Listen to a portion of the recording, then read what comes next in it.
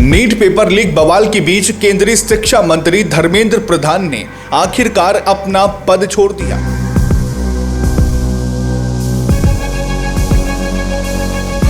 PM Modi ने अपने सबसे बड़े संकट मोचक प्रहलाद जोशी को शिक्षा मंत्रालय की कमान सौंप दी।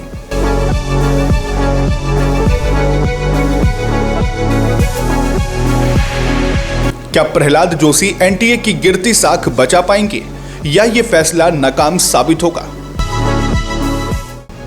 क्या धर्मेंद्र प्रधान के इस्तीफे के बाद शिक्षा मंत्रालय को मिला नया बॉस देश के करोड़ों छात्रों की किस्मत बदल पाएगा, या फिर यह फैसला भी मोदी सरकार का एक और राजनीतिक दांव साबित होगा?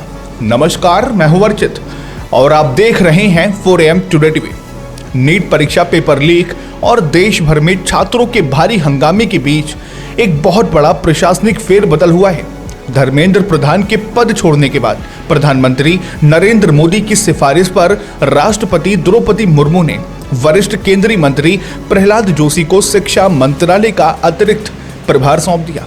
प्रहलाद जोशी पहले से ही उपभोक्ता मामले, खाद्य और सार्वजनिक वितरण के साथ साथ नवीन और नवीकरणीय ऊर्जा जैसे दो बड़े मंत्रालयों की कमान संभाल रहे हैं, लेकिन अब उनके कंधों पर देश की पूरी शिक्षा व्यवस्था और एनटीए की गिरती साख को बचाने की सबसे कठिन चुनौती आ टिकी है। ऐसे में देश की जनता, छात्र और बीजेपी के समर्थक भी यही सवाल पूछ रहे हैं कि क्या प्रहलाद जोशी इस बिखरी हुई व्यवस्था को संभाल पाएंगे? क्या मोदी सरकार का ये कदम वाकई काबिले तारीफ और कारगर साबित होगा, या फिर प्रहलाद जोशी भी इस पद पर असफल साबित होंगे? क्या शिक्षा क्षेत्र में सच में कोई बड़ा सुधार देखने को मिलेगा, या फिर हालात जस के तस बने रहेंगे? इन सवालों का जवाब ढूंढने के लिए हमें प्रहलाद जोशी के बैकग्राउंड, उनके रिकॉर्ड और उनके राजनीतिक सफर की पूरी इनसाइड स्टोरी को गहराई से समझना होगा। 27 नवंबर 1962 को कर्नाटक के विजयपुरा में जन्मे प्रहलाद जोशी की राजनीतिक पृष्ठभूमि काफी मजबूत रही है। धारवाड़ के केएस आर्ट्स कॉलेज से स्नातक करने वाले जोशी छात्र जीवन से ही राष्ट्रीय स्वयंसेवक संघ यानी आरएसएस से जुड़े रहे। 1990 के दशक में हुबली के विवादित ईदगाह मैदान में राष्ट्रध्वज फहराने का आंदोलन हो या सेव कश्मीर मुहिम, प्रहलाद जोशी ने अपनी एक सख्त और राष्ट्रवादी नेता की छवि बनाई है। साल 2004 से वे लगातार 5 बार धारवाड़ सीट से सांसद चुनकर आ रहे हैं।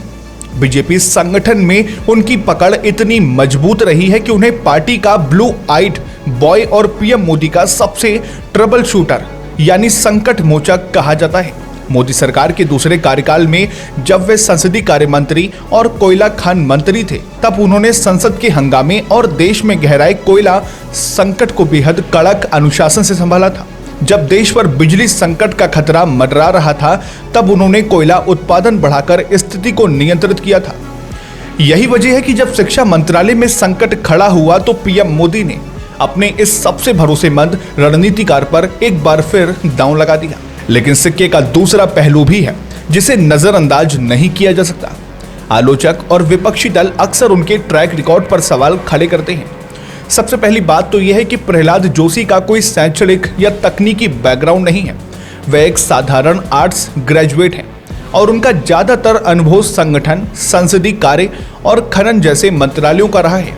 ऐसे में सवाल उठता है कि क्या वे एनटीए की जटिल परीक्षा प्रणाली, डिजिटल सुरक्षा और तकनीकी कमियों को समझ पाएंगे? इसके अलावा विवादों से भी उनका नाम जुड़ा रहा। जब वे संसदीय कार्य मंत्री थे, तब दिसंबर 2023 के शीतकालीन सत्र के दौरान संसद में इतिहास का सबसे बड़ा विवाद हुआ, जब विपक्ष के 146 सांसदों को निलंबित कर दिया गया था।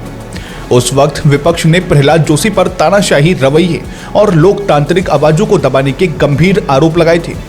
वहीं अक्टूबर 2024 में उनके भाई गोपाल जोशी पर बीजेपी का टिकट दिलाने के नाम पर 2 करोड़ रुपए से अधिक की धोखाधड़ी का एफआईआर दर्ज होने का मामला सामने आया था। हालांकि प्रहलाद जोशी ने तुरंत मीडिया के सामने आकर साफ किया था कि उनका अपने भाई से 3 दशक पहले ही पारिवारिक संबंध टूट चुका है। अब असली सवाल यह है कि क्या प्रहलाद जोशी की ये सख्त प्रशासक वाली छवि एनटीए में फैले भ्रष्टाचार और पेपर लीक माफियाओं पर लगाम लगा पाएगी? क्या मोदी सरकार का उन्हें ये जिम्मेदारी देना सच में एक मास्टर स्ट्रोक साबित होगा, या फिर शिक्षा विभाग की ये अग्नि परीक्षा उनके राजनीतिक करियर के लिए एक बड़ा संकट बन जाएगी? जनता के मन में उठ रहे इन तीखे सवालों का जवाब तो आने वाला वक्त ही देगा। फिलहाल इस पूरे बदलाव पर आपकी क्या राय है? कमेंट बॉक्स में अपनी राय जरूर साझा करें, लाइक करें, शेयर करें और सब्सक्राइब करें 4AM टुडे टीवी को। फिर मिलते हैं एक और नए अपडेट के साथ, तब तक के लिए नमस्कार, जय हिंद, जय भारत।